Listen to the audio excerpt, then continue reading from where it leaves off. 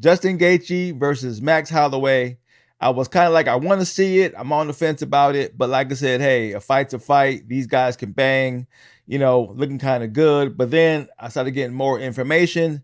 We already knew it's for the BMF belt, the baddest mother effer belt, right? But now the winner of that fight gets to fight either Conor McGregor or Michael Chandler, you know.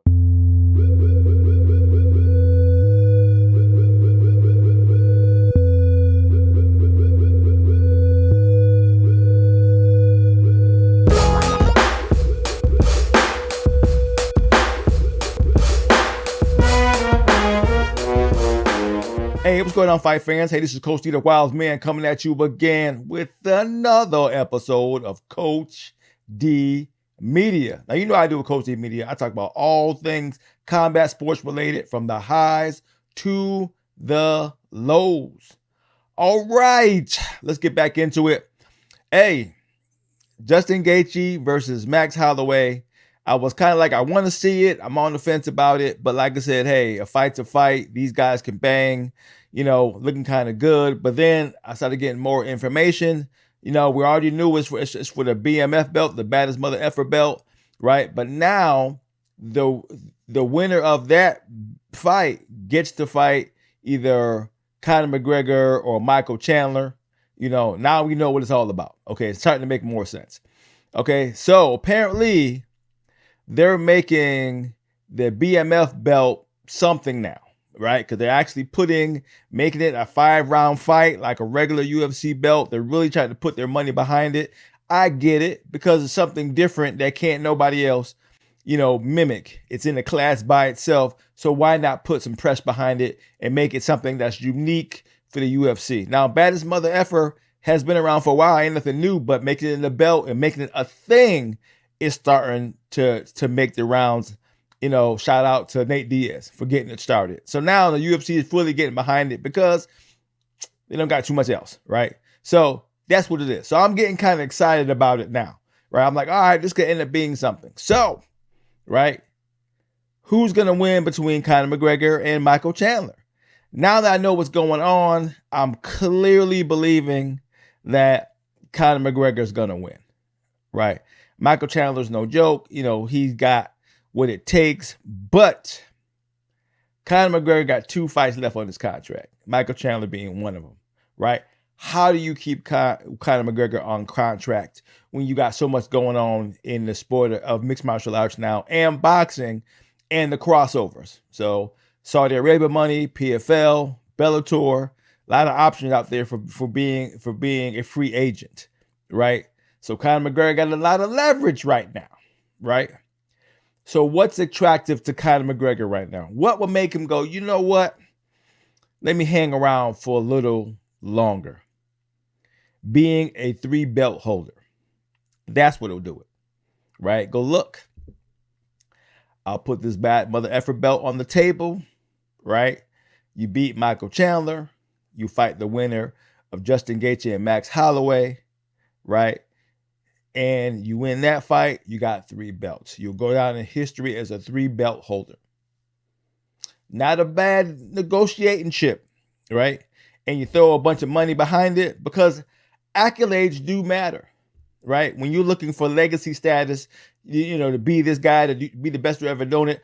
Conor McGregor is one of the highest paid in mixed martial arts. Yeah, bing, bang, boom, you already done it. Conor McGregor is a champ, held the belt, 2 belts at the same time. Good. Now other fighters have done this. Don't mean as much, right? How about being a 3-belt holder and being titled the baddest mother effer? That's not bad. That's not a bad accolade to have on your resume before you wrap it up or go do something different, right? I can see that being a conversation worth having, right? So it puts Conor McGregor right back in being relevant. Now, is Conor McGregor not relevant? I'm not saying that. He is, because he's still a draw, but he got so much chaos and foolishness going on, people can't count on him, right? But if he comes in and is a 3-belt holder, people will go like, that's not too shabby, right? So yeah, I can see that happening. And People still want to fight him because they think a high payday is coming with it. Right? Wrap this all up into a bow. Conor McGregor becomes the man again. All right? I see the story. Now, we'll see. Because Michael Chandler is got a one-hit quitter for you now. Right? He does. Now, if you keep it standing, if Conor McGregor is in shape, even though it's at 185, which I don't think he will be, but Conor McGregor knows how to squabble when it comes to stand up, right? So if Michael Chandler don't make it a wrestling match, right, Michael Chandler has a good chance of winning. If he keeps it on his feet, he gonna get two-pieced. That's my take, right? Because Conor ain't gonna let it go 5 rounds, which I think that fight's gonna end up being, right? He ain't gonna let it go 5 rounds, that's for sure. Good 2. Conor got a good 2 on him. That's about it. If Michael Chandler can weather the storm past 2, we got him. If you try to make it a war for the first 2 rounds, he gonna get caught now. He gonna get caught. Conor McGregor ain't done. He's sloppy as hell and he's making a lot of mistakes, but he ain't done now. If you give him a short window, he could piece you up, right? But Michael Chandler might have to resort to that wrestling, right, to get him out of trouble. But we'll see. I think now that I know the narrative, Michael Chandler's gonna lose. I fully believe that now. It's a better story for the future. And we're in sports entertainment now. We're not into rankings. We're not into, the next guy on the list. We're not in that no more. Right? Right? The UFC is with WWE now. It ain't about winning and losing. It's about who's the best story moving forward. Conor McGregor is the better story moving forward, not Michael Chandler. Now, Max Holloway and Justin Gaethje, that's going to be interesting. Who's going to be the better story, right? Now, Justin Gaethje has talked about wrapping it up at one time. He said, if I don't get this fight or that fight, I'm going to go ahead and retire. People don't like that. The powers that be don't like that, right? Max Holloway has still been the guy when it comes stepping up and fighting. So that's going to be interesting. But Gaethje got some freaking kicks, boy. Kick your legs into the front row, right? Max Holloway is tough now, right? And his chin's been holding up, but being kicked to death, that ain't no fun for nobody. So that fight's pretty interesting. And I'm going to say this. I run my mouth a lot. I talk a lot of shit. I get heat and I love it. Don't get me wrong. I like it, right? I thought UFC 300 wasn't going to make the cut. I thought it was going to be trash, and more trash. But I'm looking at this card, man. I'm like, shit, this card is good. This card is really good, right? I'm gonna call it like I see it now. That's something I live by. If it's good, it's good. I'm gonna give it to you. If it's bad, it's bad. I'm gonna give it to you that too, right? This card is good. This card is fucking good. All right, so main event, and Wally versus Yan. That's gonna be, China versus China. That's a pretty good hook. Wally is trying to establish herself as the unbeatable. She ain't there yet, but she's making the play. So that's pretty good. And of course, we got Justin Gaethje versus Max Holloway, right? Yeah, that's going to be what we're talking about now. That's going to be what's up. Charles Oliveira versus Arman, right? Now that I'm fully up on why Arman is being talked about the way he's been talked about is he can get it done. Max may be in a little bit of trouble. If the old Max shows up, right, then it's gonna be a good one. If Charles in his feelings, like he's been lately, been in his head, like he's been lately, he gonna get dusted up, may get knocked out. All right. So that's the one to watch, right? Out of Justin and Max being a fun fight, a curiosity fight is Charles versus Arman, right? For sure. Right? Don't care about Jari and Aska. I don't even know. Don't care about that. Right? Calvin Kattar versus Aljamain Sterling, like I said before. Aljamain got to get back on his game if he wants to be considered one of the best to ever done it, right? Because if he don't get past Calvin or Calvin makes it a real tough fight for Aljamain, then he's really done. He's really done. He gotta beat the brakes off Calvin and go, look, that fight with Sean. Sean was a fluke, right? Right, it was a fluke. So he got to make that. He got to put Calvin out to let everybody go, okay, he's still the man. So, yeah, that's going to be and then I don't care about Bo Nichols at all against Cody. Don't care about that at all. Right?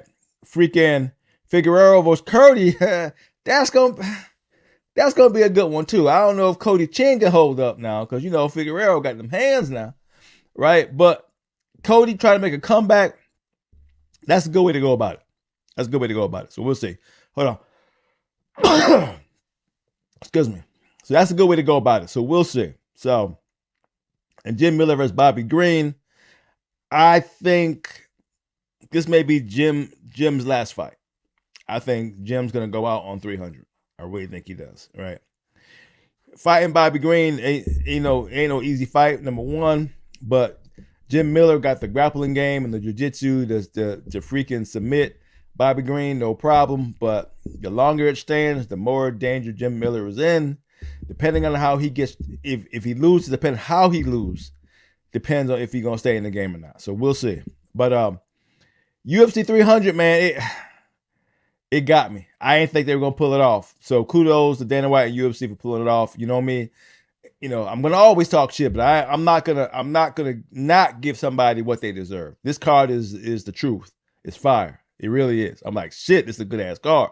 So finally, I get on board and go, all right, I'm hungry for a card. Remember I said before, when the last time you were like, ooh, on pins and needles to see a card? Yeah, this is that pins and needle shit. It's that pins and needle shit right here. So I am dying to see this card. But that's my layout for what I think is going to happen with the bad motherfucker belt. I think it's going to Conor, right? Because you got to keep him. You got to keep him. He's that open, that free agency is tempting now with Saudi Arabia money. He was already at Saudi Arabia for the freaking French Ngannou fight against Tyson, right? He was already up there. He's already shaking hands and making plans, right? You got to give him something to stick around. You got to pay that effort some money trying to keep him with 2 fights left, right?